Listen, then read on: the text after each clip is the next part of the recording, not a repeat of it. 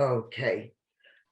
Bore da I bawb i'r sesiwn uwch gynhadledd gyfalwyr blynyddol hon, sy'n gael ei chynnal gan gyfalwyr Cymru ar gyfer gyfalwyr di-dal ledled Cymru a'i hariannu gan Llywodraeth Cymru. So good morning and welcome to everybody to this annual Carers Summit session being run by Carers Wales for unpaid carers across Wales and funded by Welsh Government.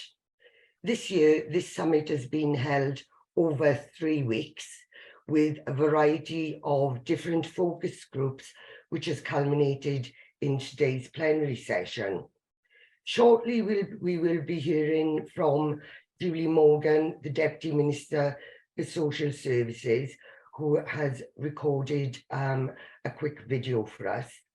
And I will be also asking then the key panel members some questions around the issues that have been raised by the unpaid carers in the focus groups across the last 3 weeks. Today's session is being run as a webinar.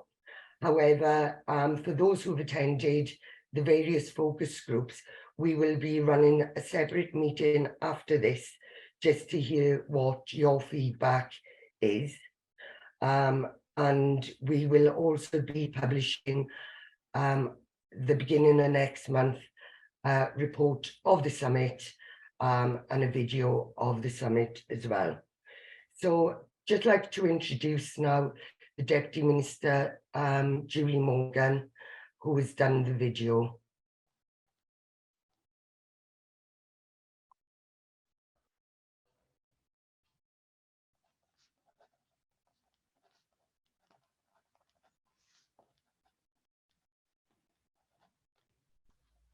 Mae heddiw'n nodi diwedd I uwch gynhadledd gyfalwy llwyddiannus arall, sydd wedi bod yn wythnos addysgiadol I bawb sydd wedi cymryd rhan. Today marks the end of another successful Carers Summit, which has been an informative week for everyone involved. In challenging economic times with costs of living increasing, I want to ensure we're working to support all unpaid carers in Wales. In 2022, I was proud to launch the £500 support payment to unpaid carers in receipt of carers allowance, with 77% of those eligible making a successful claim. I also announced £4.5 million over 3 years for the Carers Support Fund. The fund is now open, allowing unpaid carers to apply for money to help with food shopping, bills, and to access ongoing advice and support to manage their caring role. Another key project that took place in 2022 and gathered momentum this year is the Short Breaks Fund. £9 million of funding over 3 years will ensure we increase opportunities for unpaid carers to take a break and prioritise their own needs and well-being. Whilst we are under considerable financial pressure, Welsh Government is doing all it can to ensure our unpaid carers are supported and given the opportunities to have a break and live a fulfilling life alongside the person they care for. There is still work to be done, but as we move into 2023, I know we will continue to build on the great work already going on across the country. To ensure we're getting the right help in place for those who need it most, we must hear directly from unpaid carers, and that's why events such as the Carers Summit are so important. This week's summit and today's plenary session has been funded via the Carer Wellbeing and Empowerment Project, following successful summits held in 2021 and 2022. I thank Carers Wales for organising this event, and all of you for taking the time to be at this session and give your thoughts to these important discussions. I'm looking forward to receiving feedback on the key points raised during this event to inform our ongoing work to support all unpaid carers in Wales. Rwy'n edrych ymlaen at dderbyn adborth ar y pwyntiau alewodd a godwydd yn ystod yn y digwyddiad hwn mwyn lliwio ein gwaith parhws I gefnogi holl ofalwy di-dal Cymru. Diolch. Okay, so we'd like to thank the Minister for actually making that video. So just a little bit of context. The aim of the Carers Summit is to identify what positive solutions and policy changes can actually be made by statutory authorities, carer support organisations and communities to make life better for carers. Carers have considered how services should and could respond to their needs now and in the future. I'd like to say a massive thank you to all the unpaid carers who took part in the actual focus groups and shared some very personal experiences with us.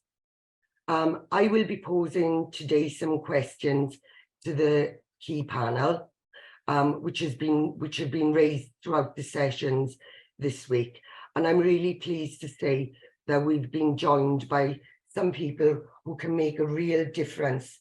And I'd like to extend a really warm welcome to them and thank them for taking the time out to be part of this session today. So with us we have Alwyn Jones, who's the President of the Association of Directors of Social Services, but also sits as Chair of the Welsh Government Ministerial Advisory Group for Carers.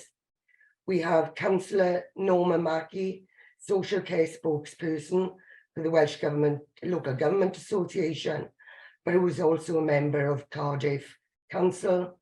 We have Michelle Morris, Public Service Ombudsman for Wales, Gemma Morgan, Chief Officer of Aneurin Bevan Community Health Council, but who's here today representing Llais, which will be the new Health and Social Care Citizens' Voice body from April.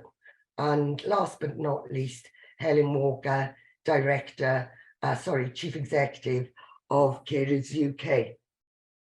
So going on to the first question, we actually asked carers what they thought about the information and advice that they receive from statutory bodies. And what they told us was that information and advice varies according to postcode in Wales, that they feel that frontline local authority staff need to be better trained to identify carers and provide relevant advice. Local authorities also need to consider the language they use, as many people don't actually identify with the term carer. And parent carers in particular said that there was a lack of targeted information relating to their needs. The feedback that we received from the focus groups were very much the same as what we heard at the last Carers Summit. And in our annual State of Caring survey, we've also found that 34% of carers in Wales said they needed more information and advice on caring, and 52% said the NHS didn't provide them with the advice they needed to care effectively. So I'd like to direct the first question to Alwyn, please. So Alwyn, what do you think local authorities should do to be more proactive to ensure carers are able to access that very important information and advice relevant to their caring roles? Okay, thank you very much, Beth. I think there's probably quite a lot of things that we as local authorities can do to make it easier for carers to access that information. I think you've used the word proactive there in terms of the question. I think we need to be proactive in publicising the information that we have available, both in many formats and locations. So that needs not to just be in those traditional sort of online venues and locations, but also that it is available in community locations, be it libraries, post office, so that some of those information are widely available across the board. And also that we do share it by word of mouth, both within community groups and settings, so that it is available in many different settings locally within an area. I think as local authorities, we really need to make sure that every contact counts. We hear that quite a lot, but when we come into contact, both ourselves, other partners as well, come into contact with carers, and I use that term in the sense that not everyone will recognise themselves as carers, but we need to make sure that those conversations, whether they be an assessment or it be some other form of contact, is a really rich conversation where it's supportive and it's clear in terms of the services available and support available. I think also those staff doing that work do need to be curious. I think you've referred there to the fact that carers, not everybody considers themselves to be a carer, although their role may be traditionally what the role of an unpaid carer. And therefore we need to ensure that our staff are well trained and able to go, well, actually they may not perceive of an individual may not perceive of themselves as a carer, but actually they do have caring roles here. And therefore, on the back of that, there probably needs to be a degree of gentle persistence as well. So when there are issues that we can see there are challenges and stresses, where we actually have follow-up conversations as well in a timely way, to ensure that we do keep in touch with people, whether they do or don't recognise themselves as carers. I think there's some of the research indicates there's not a good enough targeted information in some areas. Clearly, we need to make that better. We need to make sure that targeted information is available. And I guess the final point from me is we need to make sure our staff are well trained, that they do recognise that this is not simple as someone saying, yes, I am a carer, I'm not a carer, that actually it's a little bit more subtle than that. And actually, we do need to make sure that every conversation we have is really, really valuable. So from my perspective, it's those four elements really, Beth, that are really important in what we do as a local authority. Okay, thank you very much, Alwyn. I'd like to direct the next question to Helen, Chief Executive of Carers UK. What do you think, Helen, needs to happen within the health services so that they can actually better identify carers at that very first point of contact and ensure that those carers, you know, have the information that they need to care safely and confidently? Yeah, well, I mean, picking up on Alwyn's point there about recognition, I think there's a huge piece about recognition and self-recognition and helping people to understand what being a carer is. So that's the first thing I'd say. I absolutely agree with that point. So we need to make sure that people are aware of what caring is and how we can help and support people to self-recognise.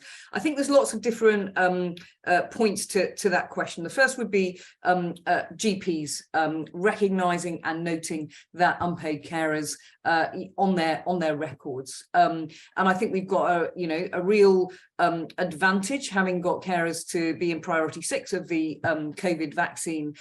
There's an opportunity there that we don't want to miss, that they've had to register, if you like, as unpaid carers. So let's keep that data and let's support people, and let's use that to build on that GPs recognise unpaid carers and have a note that they are caring and can support them and recognise that at that first point at primary care level.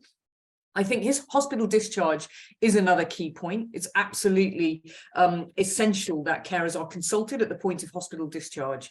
It's a legal requirement, but more importantly, it just makes sense to ensure that they are able to care. I mean, census stats that we got this week showing that there was a massive increase in women over 85 caring, and the over 80s were doing the most number of hours of caring. That doesn't suggest to me that is safe, and that is that you are necessarily able to support the person that you're caring without an effective care package there. So that's a really worrying thing. So I think at that point of hospital discharge, we need to make sure that we've got that social care package and we are looking at the person who is caring and making sure that they can care safely and that they can care well, and that we talk through what that care looks like, and what a social care package will be. Now, we all know that there are challenges in social care, and I'm sure there are those on the panel today who know more than I, but if across England and Wales there's 165,000 vacancies in social care,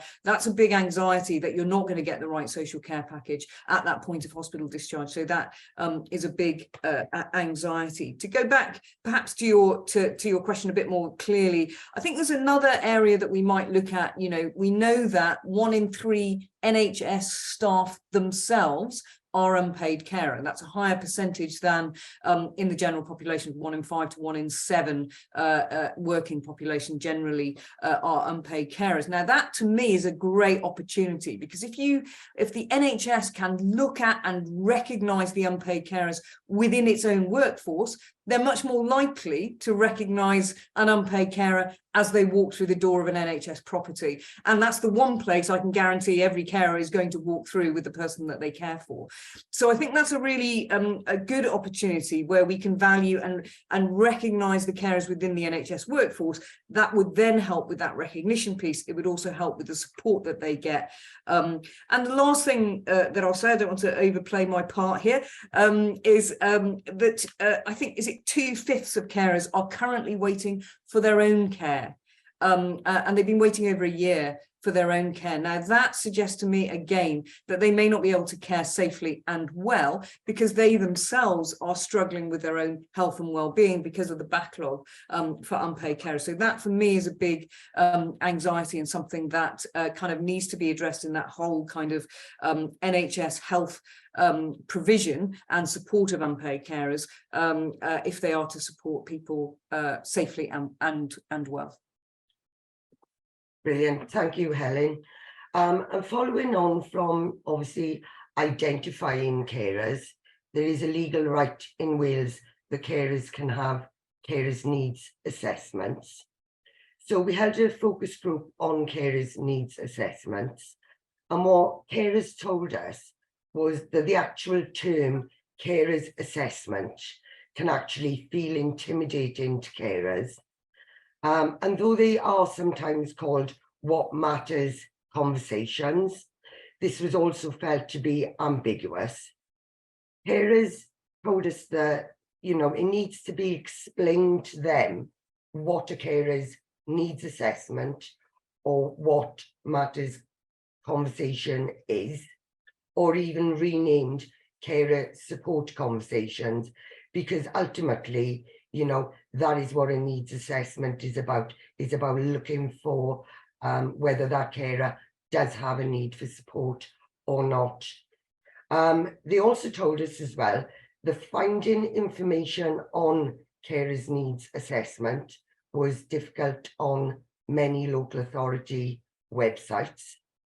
And more surprisingly, many actually said that they've been waiting inordinate lengths of time, sometimes up to 12 weeks, to receive a carer's needs assessment. So what they told us was that the assessment process also needs to be consistent, covering really important aspects contained in the Social Services and Wellbeing Wales Act around that carer's ability to be able and willing to care.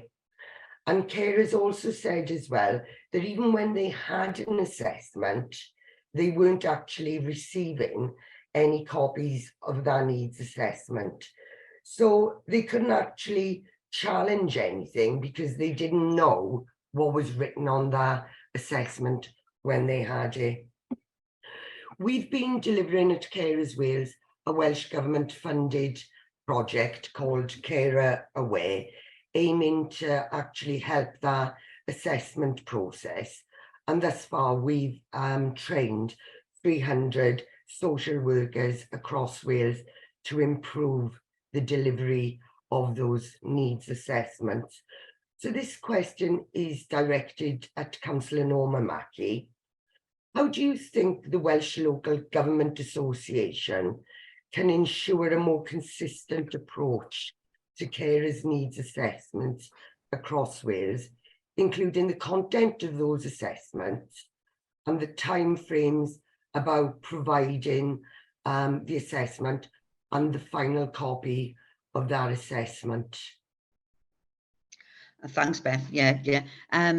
I recognise all the problems that people have been having, and in Cardiff we identified that we weren't finding out the needs of carers quick enough, really, and asked for their views, and we sent out a survey in the last few months to all carers that we could think of, or just put them out generally. And we've got 700 responses, so I'm really pleased with that. And building from that, we'll get more views of what carers need. As far as the assessments go, I'd agree with you. You know, carers' assessments can sound a bit off-putting, really, and they've suggested support connections, supporting people rather than a carer's assessment, and I think that's the right way to go. The WLGA meet regularly as a group of cabinet members, and there's also sort of subgroups of Social Security cabinet members. So we've got opportunity to speak with all members, all cabinet members and social services throughout Wales. We have regular conversations with the ministers, both health and social services, and so the spokespersons can go to those meetings. We write to them regularly, so there's no reason really why we couldn't have a consistent approach through Wales that is more formalised. And I think we can look at how we take that forward, and we'll certainly do that. The system, you know, people not getting responses back and waiting 12 weeks is unacceptable. We'd agree that, and you know, something should be done about that. So there should be a standardization of when we can get back to people. The trouble is, you know, as mentioned the last speaker, there's challenges with staff. What we are doing in Cardiff is using our first point of contact really to get in touch with people as well, to have, you know, initial conversations over the telephone, to identify immediate problems, and then the assessment maybe happen later. Not ideal, but while we are short of social workers, we need to have that contact, and that's one way of dealing with it in a shorter term, and then doing the full assessment, you know, when it can be done. So as long as people have that line as well, then they have the contact person, you know, that they can get in touch with very easily. So if things come up, they have some people to identify with and help to solve some problems. I don't know if you need much more than that. Okay, thank you very much, Norma, much appreciated. So following on from this, around carers assessments, and obviously people had many barriers to actually getting carers assessments. Some actually said they were refused point blank as well, which is completely against the grain of the Social Services Act. So carers are actually telling us, you know, that when they're making complaints, that they are facing, you know, some real barriers to those complaints. And we've been working since the last summit, because complaints actually came up in the last summit. We've been working with various people, including the Public Service Ombudsman for Wales, who I'm now pleased to say is consulting on launching an investigation into carers' experiences of complaints and carers' assessments. The new Carers Charter as well from Welsh Government also highlights the problems with the complaints process. And again, this year, unfortunately, you know, carers again told us how, you know, long it actually takes local authorities to respond to the complaints that they make, and the complete gap really between the legal entitlements to an assessment and the situation that they come across in reality. And again, referring back to our state of caring survey, half of our carers told us that the main barrier to making a complaint was feeling that actually making a complaint wouldn't make any difference. And 31% said they were really worried about the negative consequences of making a complaint about social care. So some real worries there, you know, around making a complaint, and maybe some of the services that they receive, you know, would be taken away from them, or they would be challenged in other ways. So I'd like to direct a question to Michelle. So what do you think the Ombudsman's Office can do to ensure that complaints are dealt with in a timely manner and ensure the carers are given the support that they need through advocacy, information and advice, etc., to take that complaint forward? And a supplementary question, has the Ombudsman got the power to audit local authority, local health board complaints processes to actually be able to hold them to account in those processes they manage? Okay. Thank you, Beth, and thanks for those questions. They're really pertinent and really relevant to what we do. So what can we help then, and to talk a bit about what we do, and I believe we can help, and some of the work that we're doing is already seeking to do that. So there's probably, sorry, that phone had to go off then, didn't it? Apologies. So we've got 3 key areas I wanted to talk about. First is about what we do when people come to us for help and come to us with complaints that they're struggling with or have about public services. Secondly, and importantly, about our proactive powers that we have under the Act, and you've asked specifically about those powers. And then thirdly, just to touch a bit on that own investigation work that we're going to be focusing on, hopefully with Carers Wales and carers across Wales during this year is a particular focus for our work. So the first thing I would say in the comment there about, will it make a difference if I bring a complaint forward? Well, yes, it will. It can make a big difference. And please do bring those complaints forward if you're struggling with something. Our core purpose is to deal with complaints where people feel that public services have failed them. And that includes if they feel that their complaint hasn't been handled properly. And we can then go back, look at how the public bodies handled that complaint and consider whether we can help with that. So, for example, if we feel that that complaint hasn't been done properly in line with the procedure and hasn't been robust and independently assessed, then we can go back and do that investigation again. And we do that. Quite often we come up with a different conclusion. Not always, sometimes we agree with the outcome that's already been had. So that work's really important. And our caseload is increasing. We're seeing more people come to us with complaints about public services. And it's important that we continue to look at that work. A lot of the complaints we get is about complaint handling and about it not being done properly. And in terms of timeliness, quite often we get people coming to us because they are struggling to get the response from public bodies that they need in order to then, bring their complaint to us. And even in those instances, we can help because we can go back to the public body, we can intervene at that stage to say, look, this person hasn't had their response. They've been waiting way beyond the stated timescale. And this needs to move forward. And again, we get some success or a lot of that sort of intervention at that early point to get complaints closed and get people the answers that they want. So, come and talk to our team and see if we can help you is the first thing I would say. The second thing then is about our proactive powers. And I think perhaps this is a bit that people don't know or don't realise quite so much that the Ombudsman's Office can do. So our proactive powers mean that we are actually the Complaint Standards Authority for devolved public services in Wales. So what that means is we've got the authority and we have issued a model complaints procedure. We do a lot of training with public bodies about what good complaint handling looks like and what that should look like.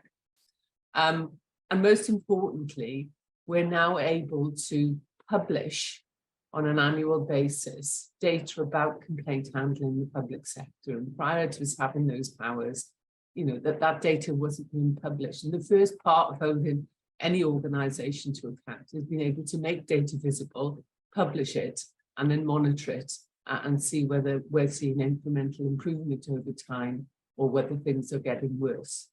So those proactive powers are really important. I'm pleased to say in Wales already, we've got all local authorities, all 22 local authorities have signed up to and are part of that Complaint Standards Authority. And all local health boards are also signed up to and part of that Complaint Standards Authority. And we're currently working with housing associations to bring them in. And for the first time last year, we published data on how local authorities and health boards were handling complaints. And that included timeliness. Now that's a good baseline for us now, and we will continue to publish that data, with public bodies. The information comes from them. But we will publish that data on an annual basis. We will be looking to see improvements in how complaints are handled over that period of time. And where we're not seeing improvement in particular bodies, we will work with them through our service improvement team to find out what's happening, perhaps offer further training, and to try and turn that into improvement. So there's a lot of work going on there around our proactive powers. That does allow us to hold public bodies to account. So your second question, we do have powers because of that work. I issue an annual letter for each council and each local health board in Wales. We tend to do that at the end of the summer. And that looks at their annual performance. That letter goes to the leader or chief exec of local authorities and the same sort of level of senior leaders within the health sector. And they are asked to and required to take that to their audit and governance committees. There are, that is public data, but they are required to ensure that the proper governance body in their organisation scrutinise that data and is looking at least once a year, preferably more often, at how they handle complaints, how they're performing, so that they understand at that senior leadership level how they're doing and how they can improve in the future. So that's an important part of being able to hold them to account, and we will continue to do that work. The final aspect then of our proactive powers is the ability to undertake our own investigations. So what that means, we don't have to wait for a complaint to come in about something. We can actually say there's an area of public service that we're concerned about, an area we want to have a deeper look at to see how we can identify improvements and work with public services to improve the situation. So as you already said, we're currently consulting on our next own initiative investigation. I'm very keen that we do that around the space of unpaid carers. And I know that there's been some consultation through the summit over the last few weeks. So we intend taking that work forward this year. So it's going to be a major piece of work for us. We would hope to publish the findings of that in the autumn. So this is an ongoing and very important piece of work for us at the Ombudsman's office this year. Thank you. Excellent. Thank you, Michelle. That's brilliant. If that piece of work did go forward, and as you said, we've been working quite closely with the Ombudsman's office for the last year. So I'd like to come to Gemma next in relation to SCICE, which will be the new Health and Social Care Citizens Voice body from April, which sort of amalgamates all the current community health councillors into one body and also gives them extra powers.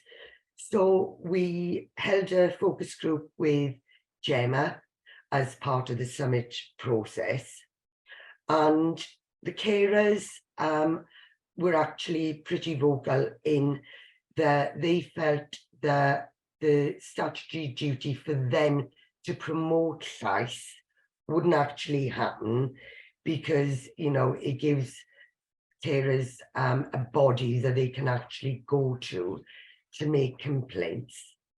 And obviously we've mentioned previously as well that, carers are actually really struggling to make those complaints and have the advocacy they need, because carers are very time poor to be able to go through a complaints process. So how will the new Citizens' Voice body Llais ensure that the public and carers are aware of its role and functions? And how will it actually evaluate its performance? And will there be any scrutiny of its functions moving forward? Yeah, thank you, Beth. I'll take those in turn in terms of how will the public be aware of our activities and our new services in the future. It's important for me to say at this point that the new body is not operational. Lots of our arrangements are either in draft or waiting for the body to become operational before formal decisions are made about how things will work and how our internal processes will unfold. But what we do already know from the Health and Social Care Quality and Engagement Act is that Llais will operate a national advocacy service that can support people during the complaints process, which is entirely client-led. Whilst we're working within a framework of 2 complaints processes, one for the NHS complaints procedure and putting things right, and one within the local authority sector for social care, all which would have a recourse to the Ombudsman if needed in the future. And we would support a client from either the initial stages of them wanting to put a concern together, you know, thinking about what they'd like to say, what they'd like to achieve through the complaints process, and being with them to give them the options for them to make the decisions on how best to take those forward in the future, based on, you know, how they interpret responses and how they're feeling at a particular time. They do work within time constraints, but we always make clients sensitively aware of the time constraints so that they can make either timely decisions and that they're aware of their rights within the process.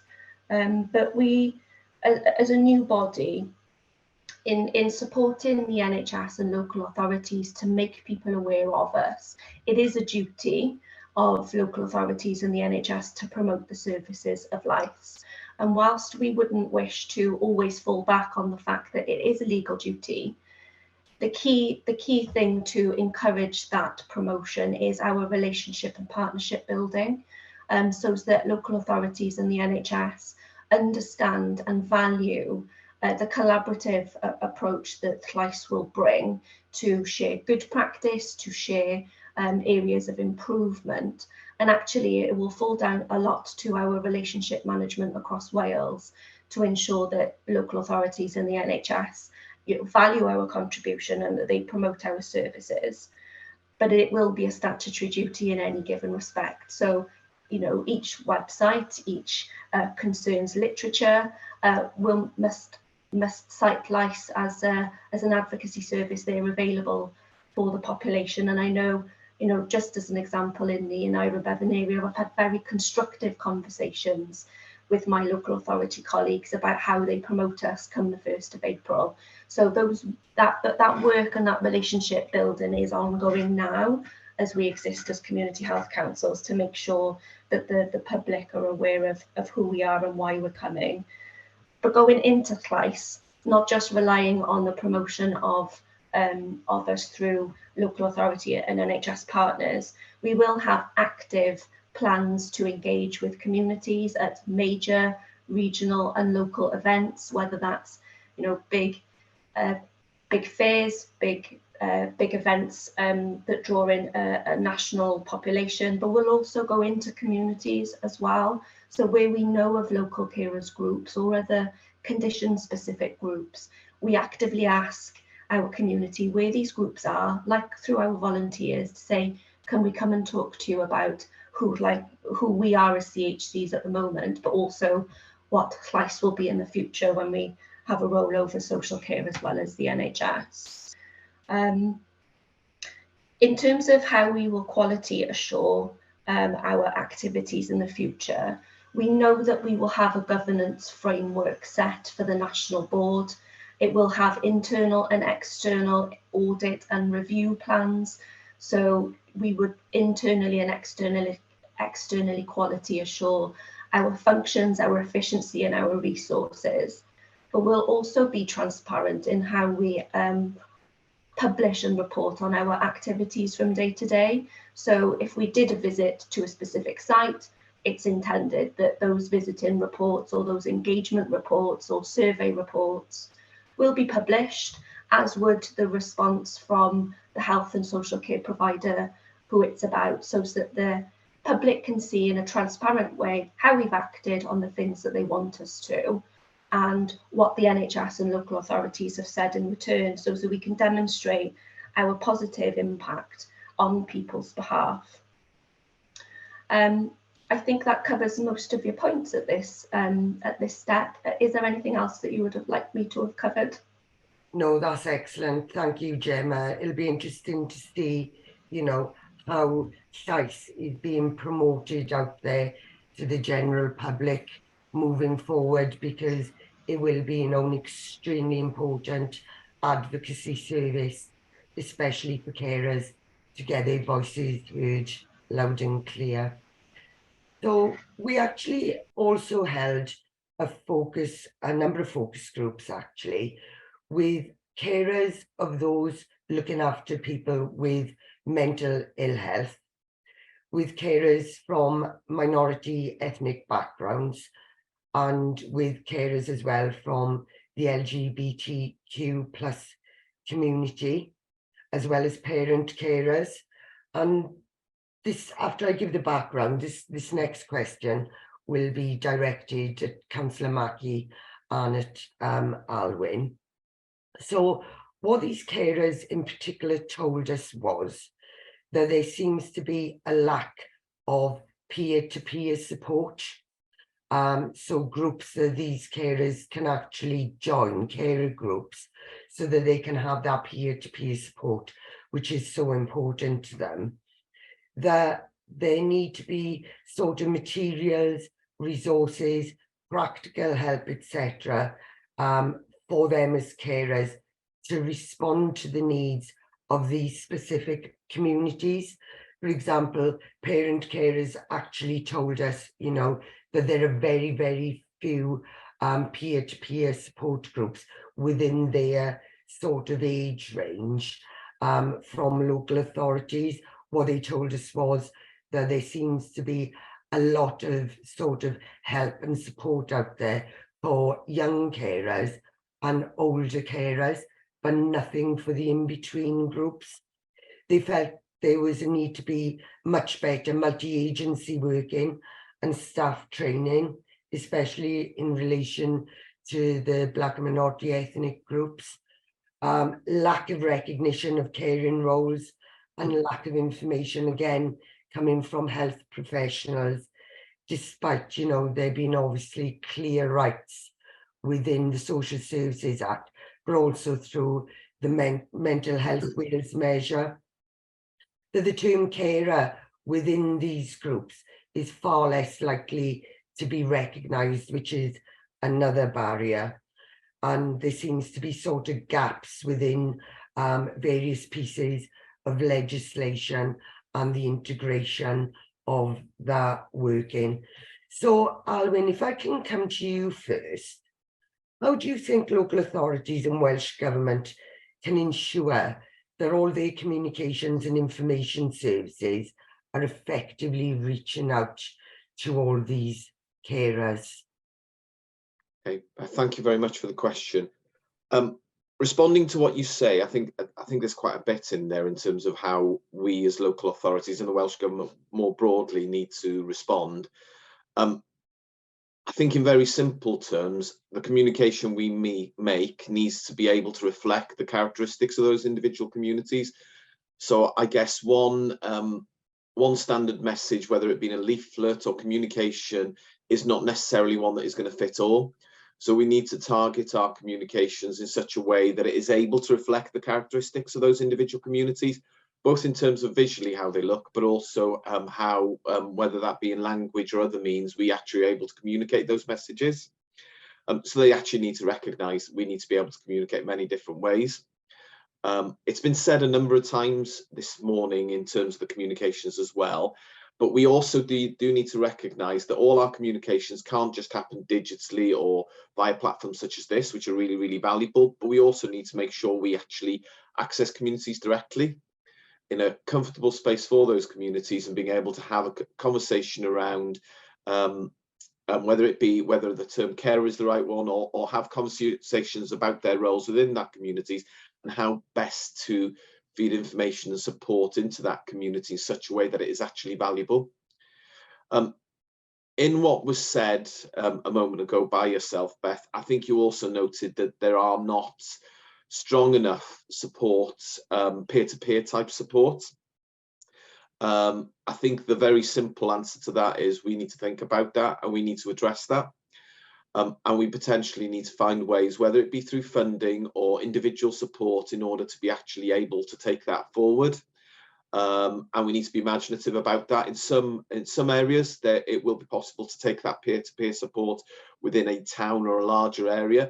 In some other areas, it may well be necessary that we do that on a slightly wider footprint in order for that to be valuable. So in maybe less populated areas, we might need to think, how do we actually generate that peer-to-peer support in a way that actually works for that community in such a way that it actually becomes tangible? And either the local authority either are able to assist that happening, or we work with the third sector or individual organisations that support those communities to say, actually, how can we generate this? And I think that's a role for both ourselves and Welsh Government to ask, how can we do that, and how can we best support that? And I guess the final point, and actually it sort of summarises everything that's been said to date, is we do need to work very hard to understand the various communities within our local areas, whether they be ethnic communities or others based upon other aspects. So we need to understand those communities and how the role of carers are perceived within that community. And I think actually how a carer's role, or someone who provides support to a relative or a friend, is perceived is probably as diverse as we are in communities. So the caring role is probably as diverse as we are as individuals, and we need to recognise, learn more about that, and actually then alter the way we work to reflect that as well. But really important, I think, that work around facilitating peer-to-peer support, and that's come through as a loud and clear message. We need to listen to that and do something about it. Thanks, Beth. Excellent, thanks, Alwyn. And just as an aside to that, you know, with regards to like the peer-to-peer support, would you be looking at co-producing something with those particular groups? Because I think that's, you know, that came out loud and clear as well in the focus groups, you know, the old adage, you know, nothing about us without us, because these are the experts, you know, in what their needs are and actually what they want. Absolutely, Beth. That's the only way to do this properly and well, is to co-produce it and potentially have those organisations supporting individuals central to actually the delivery as well. So yes, co-production would be absolutely central to anything that we do in terms of support. Excellent, thank you very much. And if I can just come to Norma, do you think that there should be mandatory training for all staff across local authorities to increase the knowledge and understanding of carers' needs within these different communities? You're on mute, Norma. There had to be somebody, didn't there? Yeah, I mean, I don't know how we'd make it mandatory, but I'd feel that it should be. And I think we could look at looking at, you know, through the WLGA, through the work that we do, you know, in Cardiff, sort of promoting that everybody has this training. In Cardiff, I know that everybody has equalities training, but carers might not be mentioned in that. It would be if they were looking at people from different communities where there might be a language issue or some disability that the carer might have, you know, to get information across. So that would be a part of it possibly, but to sort of get the message across, because so many areas of the councils will have contact with carers, or should have contact with carers in different variety of roles. It wouldn't just be your social workers and and health professionals as well. So yeah, I think it should be a part of it. We could certainly look at it in Cardiff and do that, and we could take it to the meetings that we have to say how we've done that. Because I think a lot of people are not aware of the needs of carers and how that affects so many people, and and making their life easier, and understanding more what they're going through and what their needs are, I think would benefit everybody. So yeah, I'd be all for it. Yeah, and if we can make it mandatory, we could give it a try. We could do it with individual councils. We can't make everybody do it. Yeah. Maybe that needs to come as a sort of mandate really from higher above. But certainly within all the focus groups, we came across really loud and clear that frontline staff need to be trained and continually trained with refresher courses, etc., because we know in all organizations, you have that constant turnover of staff. And what they felt was, that it was a postcode lottery really of whether you would come across a social worker or a frontline member of staff who was actually trained up, and that you would have sort of different information depending on who you saw on that particular day. So it came across, really loud and clear from carers that, training needs to be really pushed throughout health and social care, including obviously identifying and recognising carers.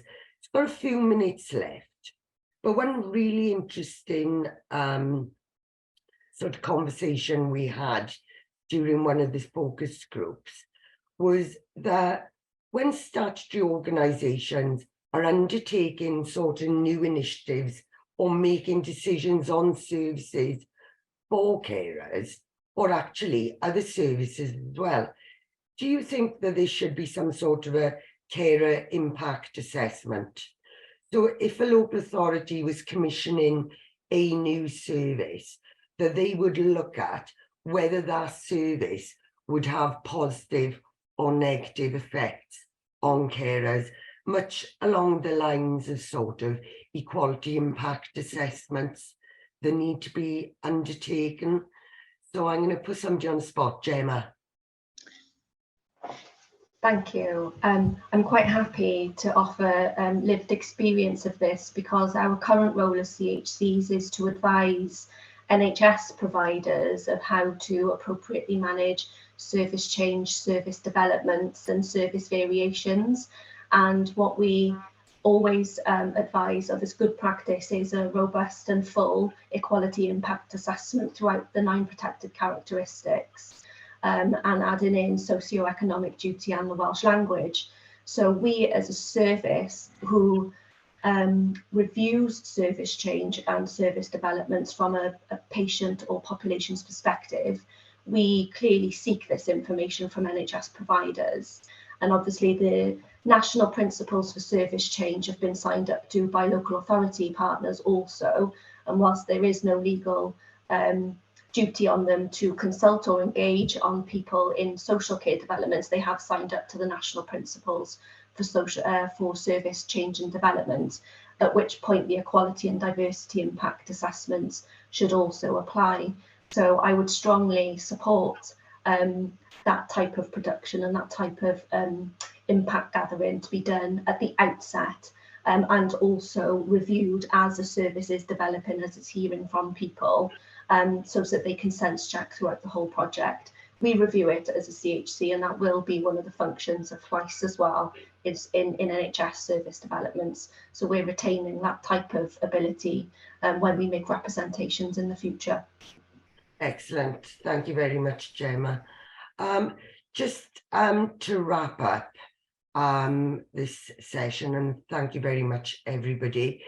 Just to come to each of you just to ask you, what commitment will you make to make life better for carers? So in no particular order, if I come to Michelle first.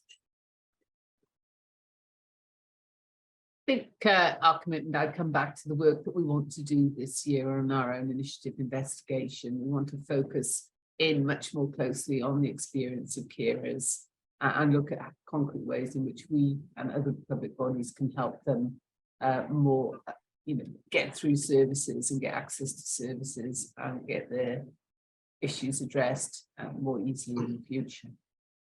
Excellent, thank you. So, Alwyn, if I can come to you as chair of the Ministerial Advisory Group. Yeah, no problem.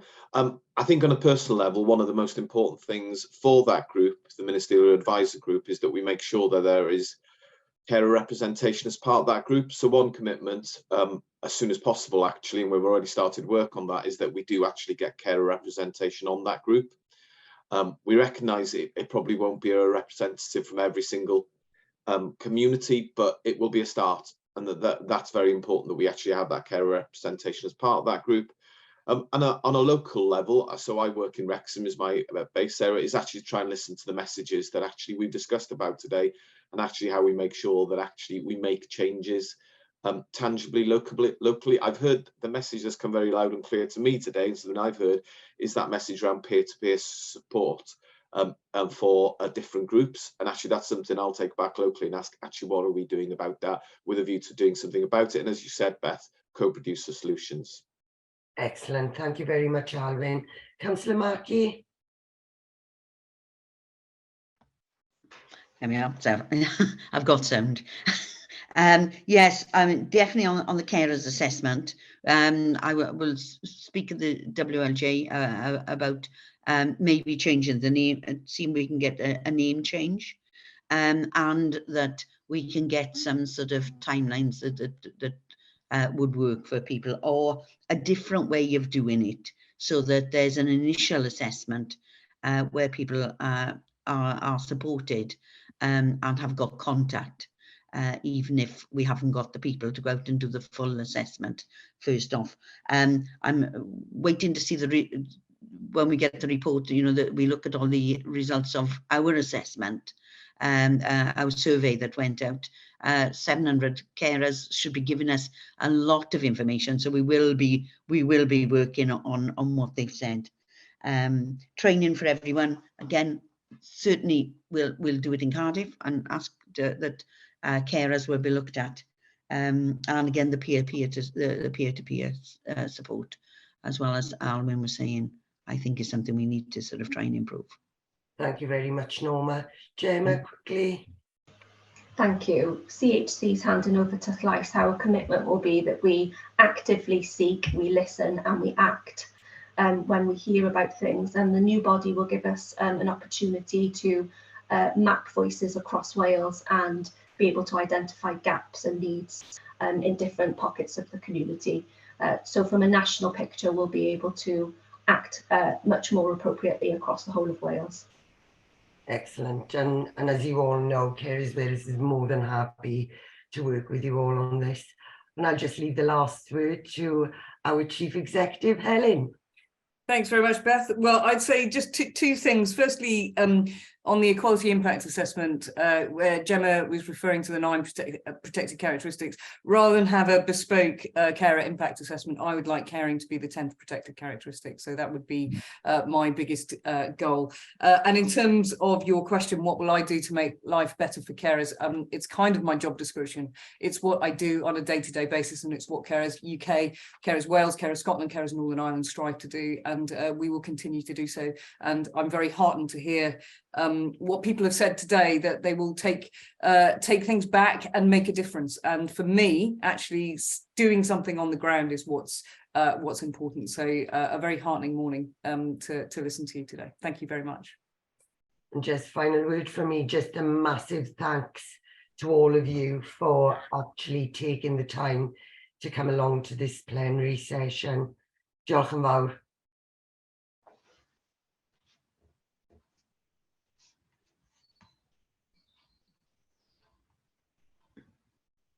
as we all wait for something to happen.